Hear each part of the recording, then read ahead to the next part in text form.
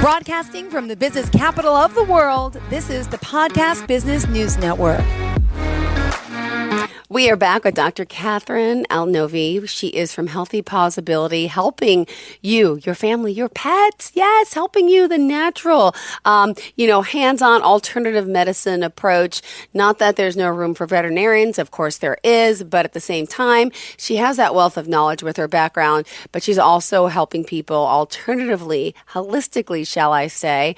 And I'm excited to have her here. She's one of my favorite guests. We get to chat every week. She's in Tampa, Florida. But she is worldwide, has a membership subscription program. So pet owners, really listen up to what she has to say, because it may be as simple as signing up for her membership to get the care you need for your pet. You don't always have to go to the doctor, as I know personally, thanks to her.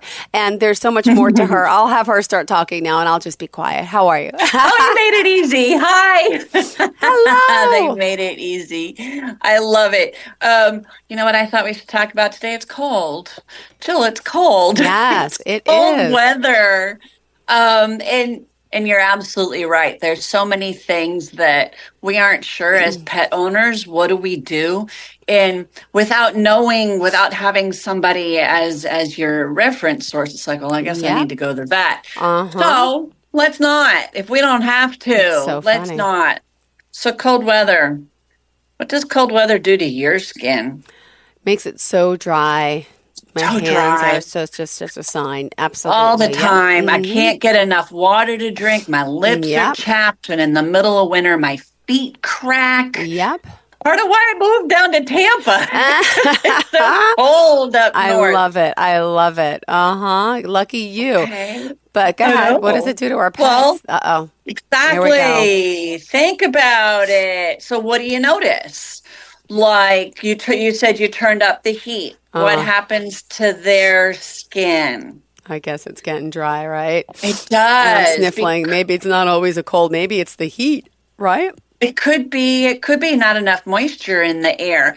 So puppies and kitties, they'll get dry skin. They'll get dandruff. Okay.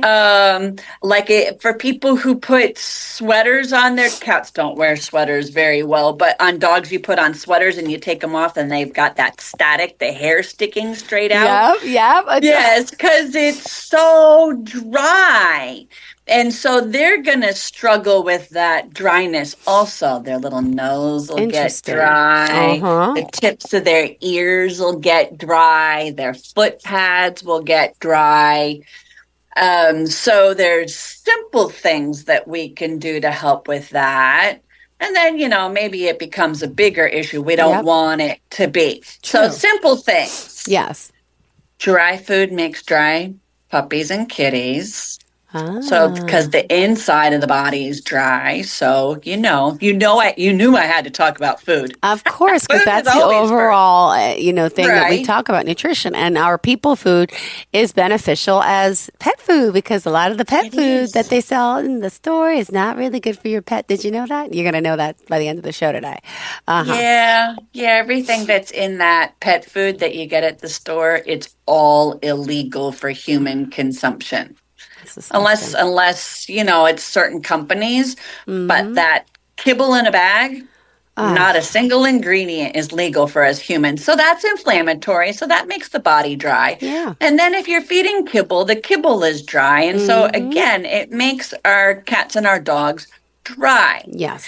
So of course, I'm going to say fresh food is best. And you and I have spent some time talking about how difficult cats are to transition. Dogs are usually really easy. Usually they voluntarily will switch. There's just a couple who are like, I like status quo. Yeah. But so most of them we can get switched. And if that's not enough, then there's things that we can do like fish oil. Sometimes flaxseed oil. Now, if you have one of those persnickety cats like you do that doesn't really fully want to transition into fresh food, even though that's always your basis, you can still give fish oil and have benefit. It just works better if we're eating fresh food. Got it. Got it. So let's talk about fish oil. Since I brought it up, there's good fish oil and there's not good fish oil. Most of the time, if it's marketed for pets, it's in the not good fish oil category because the better stuff went to people. Because you and I put it in our mouth and we taste it. And so if it's bad, we make our face go. Exactly. And our tongue makes the smacking noise and whatever. And dogs and cats aren't necessarily going to do that. Dogs aren't going to do that. And cats will just be like, I'm not eating that, and walk away, try to bury it like it's litter box or something like that. So what I like to say, because people think, well, is there a difference between people fish oil and pet fish oil? No, it's food. Fish oil is fish oil. So the good fish oil, it's either in a bottle, usually a glass bottle, and it says refrigerate upon opening so that it doesn't go rancid. Or it's in a little gel cap. Okay. Some of those gel caps are actually pretty big. Those gel caps are a real nuisance to try to open. I have clients who try to open them. Like, don't hurt yourself. Oh my gosh. Yep. So that's the fish oil, flaxseed oil. Some people use coconut oil and have benefit. Everybody has a different reason for being dry. And is it because I don't have enough oil in my diet? Maybe. Is it because I don't drink enough water? Maybe. Yeah. My brain shut off. There are other dry. But so how you heat your air can make a huge difference on dry skin. Many of us have like forced air, so it takes 30-degree outside air and warms it up to 70-ish, adding zero moisture. So the relative humidity of the air actually is less the more you warm it. Okay. So it's super dry air. So people can use humidifiers. And, this works for themselves and their pets. People who have the older buildings with the neat radiator systems, those are cool because you can just take a bowl or a pan of water and put it on the radiator, and that'll boil and humidify the air. And so it's a nice little freebie to humidify the air. I didn't realize that this was the case. I'm thinking about it. It's so crazy. I'm sorry. But I moisturize my skin on the outside with lotion. You can't put lotion on your animal. And then you got me thinking about this heat and we do humidifiers, we do air purifiers for humans, but it's like hitting me like, duh, your pets are breathing too. Okay. They're doing it also. And it is an interesting thing. You're right. Because I'm addicted to lotion also. I love that stuff. And I wouldn't put it on my pets, but I do have some clients who will massage coconut oil in their pets at the skin. You got to find a magic balance between enough to moisturize the skin and not so much that they're spending all day licking it off or leaving little grease prints everywhere that they sit down. So funny. Yeah. Can't do that. So you can do a little with that. Jojoba oil, camellia seed oil, some of the base oils for massage therapy can work great in pets. It kind of, again, depends on the animal. So you can massage it in like my finger movements. It's because I talk and my mouth moves and so do my fingers. So I'm at the back of the animal and I'm trying to massage down at the level of the skin under the fur. Like I'm going in backwards and rubbing it in and stimulating the skin because that gets blood flow and the blood goes, ooh, and there's oil right here, and grabs and kind of holds it onto the skin a little bit better. You do the best that you can with it. When we take sweaters off of, like lots of dogs will wear cute little sweaters and dresses and stuff in the wintertime. And when you take those off, you'll notice like the static electricity, and you'll also notice it's a dandruff. Yeah. And that's just the skin's way of saying, dry, lubricate me. So inside and outside work great on that. There are it's like I had the whole list, and then my brain shut off, which is so very funny that my brain does that. Humidify the air, the oils, food, food, food, food. Oh, and there's some neat products that are on the market that are like nose ointment and foot pad ointment. They can be helpful, just like you and I would put lotion on our hands. Yeah. If I have a crack on the heel of my foot, aren't they awful? They are. That is February in Indiana when I used to live there, and it was awful. So I needed to drink more water, not things that dehydrate me like coffee. Yep. So more water, moisturize from the inside actually increase oils in my own diet. And yes, I can do a little bit of, I've got a nice natural salve that's based on coconut oil, and it's got some pet safe essential oils in it that help lubricate the skin. In fact, if people care because they want to go looking for it, it does have shea butter in it, coconut oil, and then rooibos and chickweed, plantago, lavender, things that are safe for pets and nourish the skin to help create healing. So that we can get that skin to come back together. And then doggies, when the weather is really cold and they have to go outside and there might be salt on the ground, it really is nice for them to have either little booties so that they don't get the salt on their feet, because those can be bad for their health, and super drying to their foot pads. Or as soon as you come in from outside, washcloth with water and wipe them off. I'm not really a wipes fan because of the chemicals. There are a few natural pet wipes that don't have nasty chemicals. Most of them have nasty chemicals. Washcloth and water, good stuff. So a lot of it is exposure. Do you get dry in Florida at all? I am now, believe it or not. Is your body like accustomed to it, so it still gets like, depending on where you live and where you're from? Just curious. Well, absolutely. You're going to laugh. So I'm like sweatshirts this week because it's cold here. What is cold? I was laughing at this. I know. Are you ready? You're sitting down. Our morning low is 48. Okay. And our daytime high is like 78. Yeah, today our high is 40 something. It was 20. It was 20 this morning. I was like, what? So cold, and I'm so dry, and I'm seeing animals this week that even though the relative difference, so our low is your high, these animals, they're still, because they're like me, they're used to 90 degrees in the summer and humid as all get out in the summer. So now they're like dry. And they have dandruff.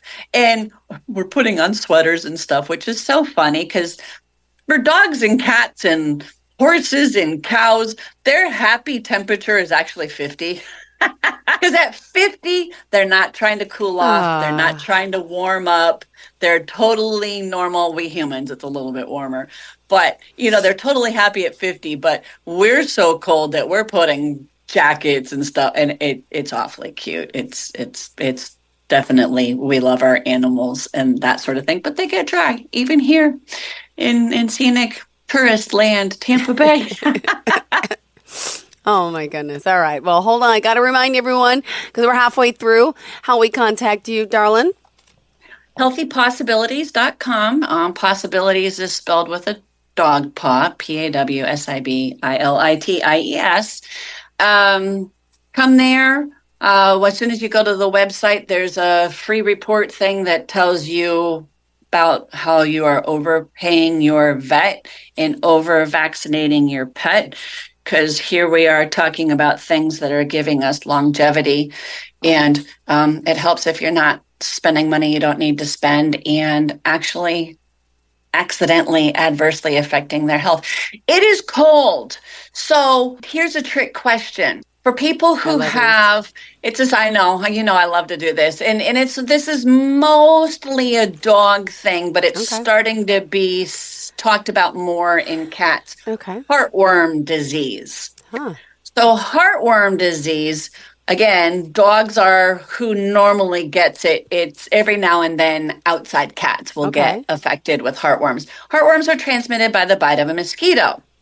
And what we as veterinarians are trained to say is, well, I've seen mosquitoes in January. And it's true. I've seen mosquitoes in January, not just here in Florida where it's cold, in quotations, cold, but even up in Indiana, I would see mosquitoes in the wintertime. But hello, when the overnight low drops below 60, which the whole country is at now, there might be a mosquito. It does not have baby heartworms in it. So why in the world would we give a poison, which is what the heartworm medication is? It's a poison. Why would we give it if we don't need to prevent anything because nature took care of it with cold weather? Well, first of all, I never knew that's how you got heartworm. Never, ever knew that. You're teaching me so much. Okay. I thought it was That's because you have cats. Yeah. It's not very common in cats to have heartworm disease, where heartworm is much more of a dog disease. But again, we are occasionally finding cats that have heartworm infection. And the crazy thing for cats, if they come up positive on a heartworm test, usually we wait for the body to just fight off the infection, because the horrible poisons that we use for dogs to kill off the parasites kill cats. And so cats either fight off the infection or unfortunately fall over dead. And the crazy thing about it is dogs can fight that infection off themselves, but you would never find anybody admitting to that. So there are herbal, I'm going to get in trouble. How to say this politically correctly without having the FDA shut me down. Okay. Herbs are not allowed to make a drug claim. A drug claim would be prevents heartworms. Okay. So the heartworm medicines that are poisons, they are drugs. So they can say prevents heartworm disease treats heartworm disease.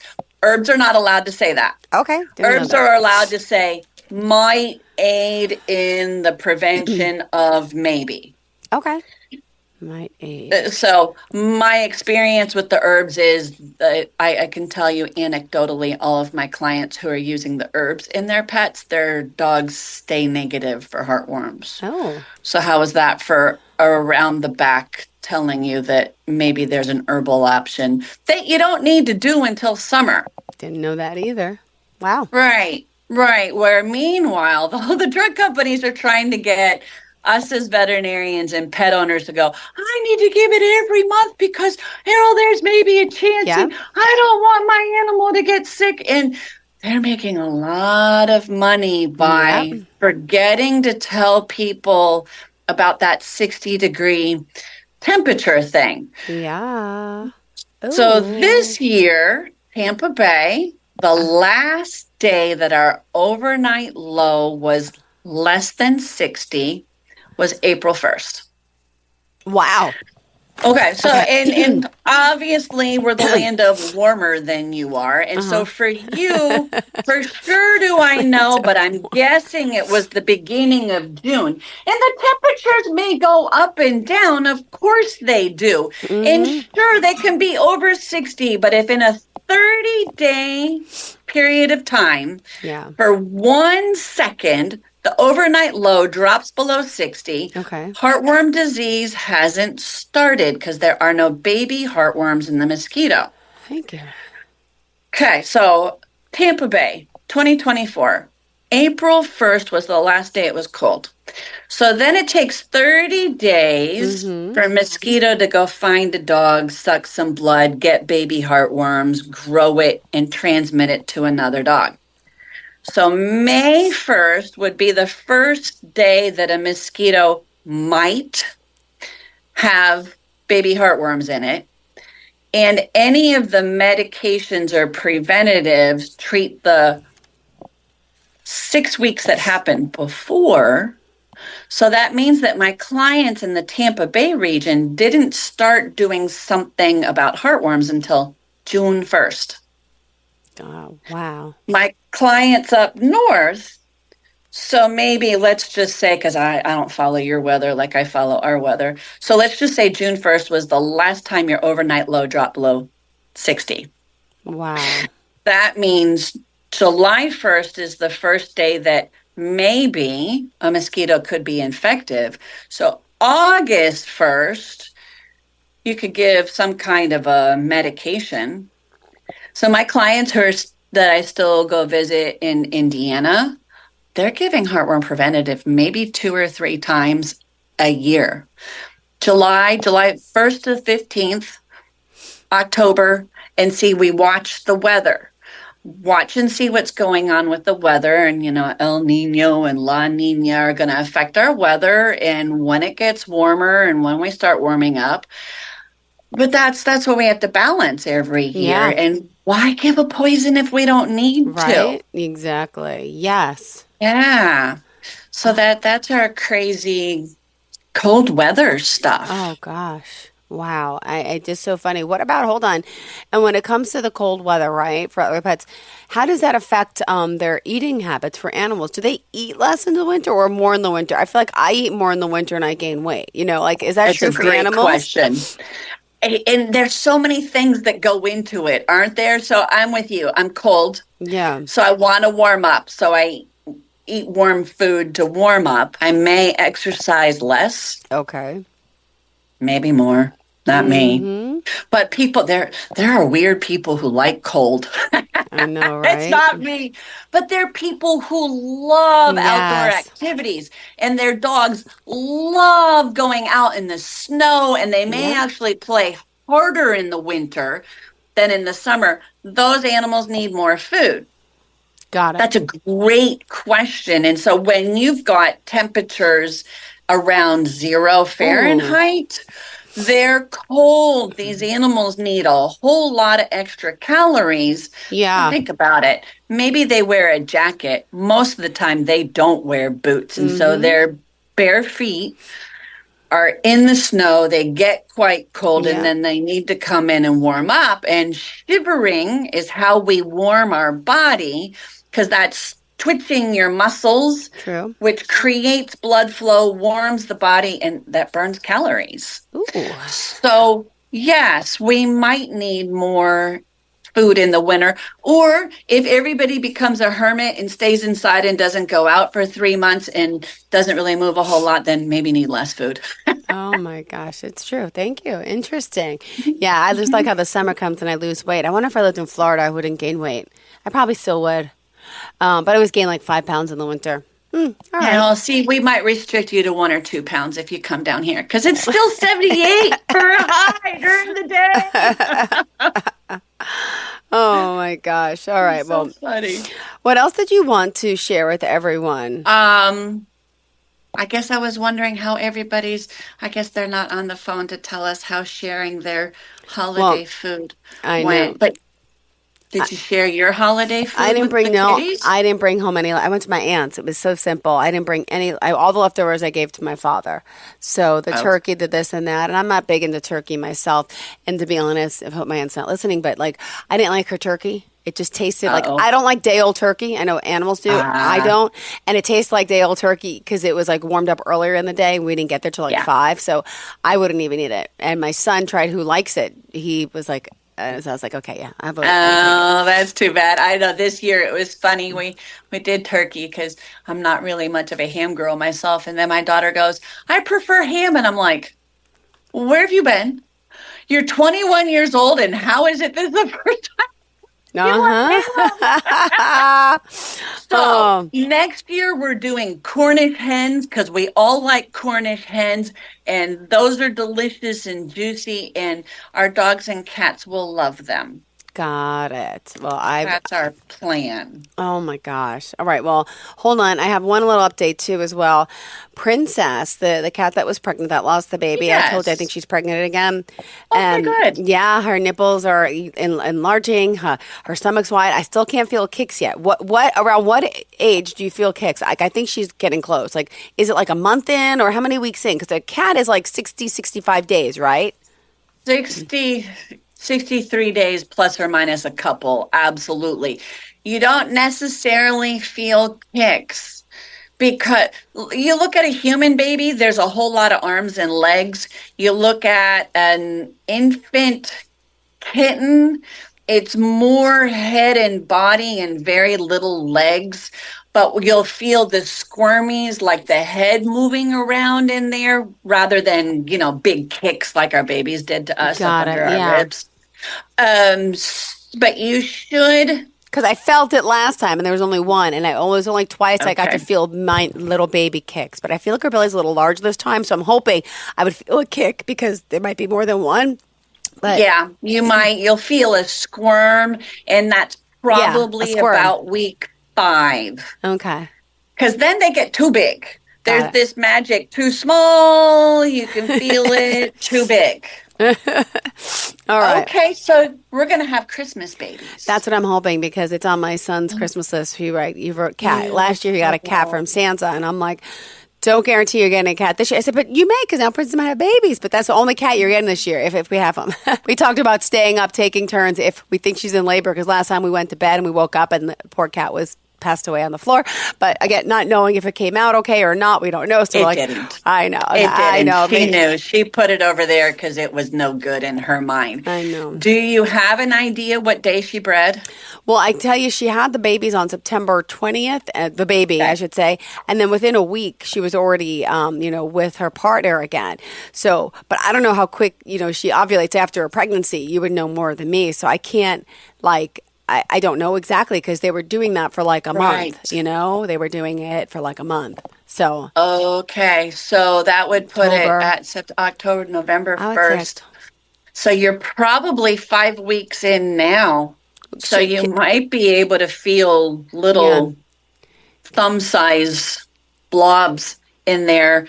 Oh, that'd be exciting. So, you really might have. We'll see. I might be a mom. I might be a grandma. Can't wait. Oh, that'd be awesome. Okay, so we expect at least pictures if she doesn't want to come on the show and share her babies. Of course. You might say they're a little young for that. Mm-hmm.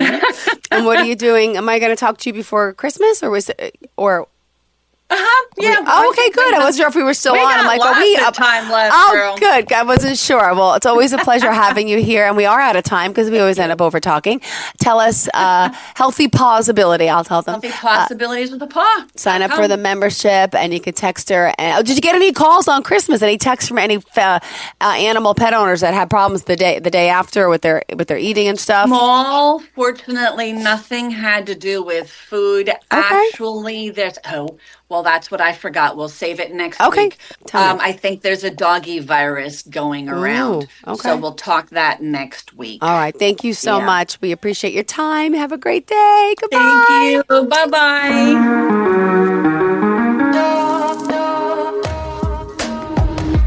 Broadcasting from the business capital of the world, this is the Podcast Business News Network. Of course my kid's in the right car seat. Well, I think he is. Yeah, my kid's in a booster seat. He was ready to move up. He is ready, right? Her car seat looks like the right size. There are probably rules on when to move up to a booster seat, aren't there? Rear facing, forward facing. I think I have it right. Car crashes are a leading killer of children 1 to 13. Are your children in the right car seat for their age and size? Don't think you know. Know you know. Go to safercar.gov/the right seat. I know my child's in the right car seat, or else I wouldn't get in the driver's seat. Brought to you by the National Highway Traffic Safety Administration and the Ad Council.